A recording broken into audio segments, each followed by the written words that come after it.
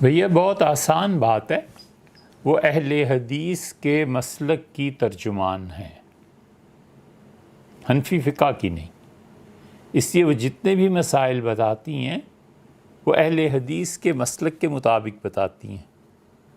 ان کے نزدیک مثلاً کوئی مسئلہ لے لیں، ہمیں ان سے ملنے کا تو نہیں، لیکن ایک مقام پہ ساتھ کام کرنے کا اس طرح سے اتفاق ہوا کہ FM 100 میں ان کے بیانات بھی ہوتے تھے، اس کے لیے ریکارڈنگ کراتی تھی، ہم بھی اسی زمانے میں تھے۔ ایک عمومی طور پہ دین کی دعوت ہے، اللہ کی کتاب کا پڑھانا ہے، ترجمے کا پڑھانا ہے، ایک الگ چیز ہے۔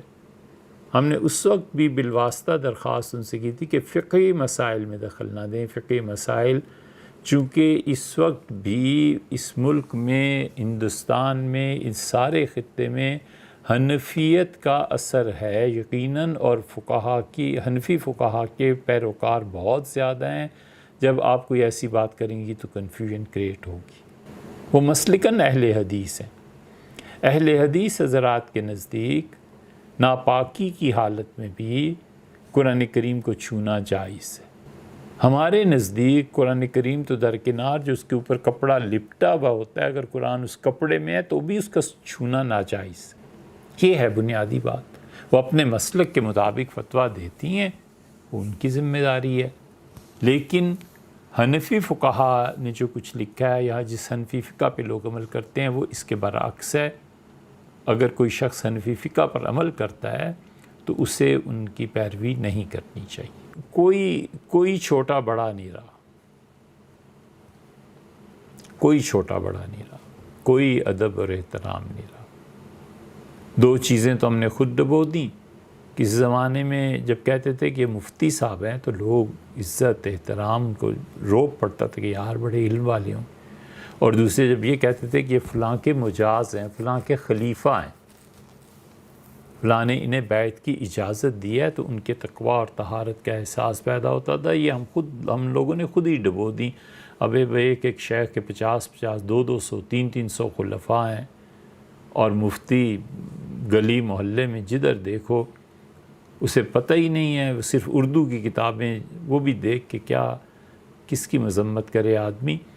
لیکن دوسری صورتحال، دوسری قابل اعتراض چیز یہ ہے کہ لوگوں میں ادب احترام بالکل اٹھ گیا ہے۔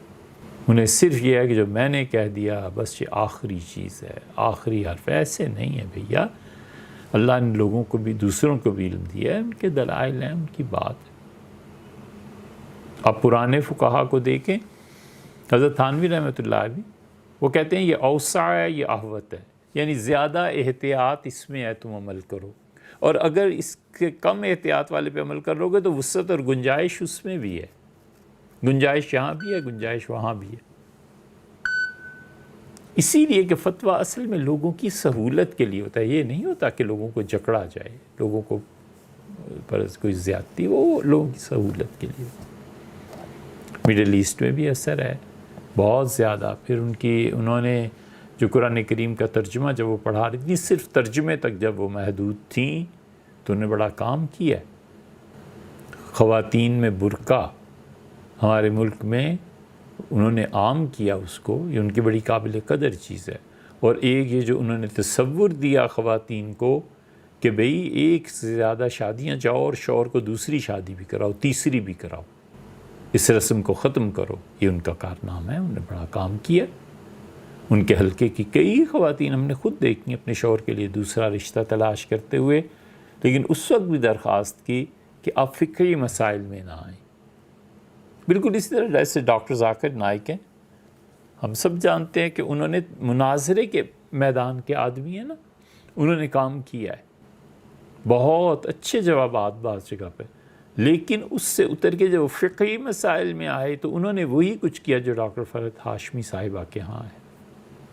اور پھر اس پہ بھی ستم یہ کہ انہوں نے یزید کی تعریف اور یزید امیر المومنین اور کہنا شروع کیا، اور کچھ خیال نہیں رہا کہ پچھلی پوری امت کا موقف کیا رہا ہے، میں کیا کہنے جا رہا ہوں۔ تو نتیجہ یہ نکلا کہ جو اصل کام تھا اس میں بھی خلل واقع ہو گیا۔ یہ ہیں چیزیں کہ کوئی چھوٹا بڑا اب رہا نہیں۔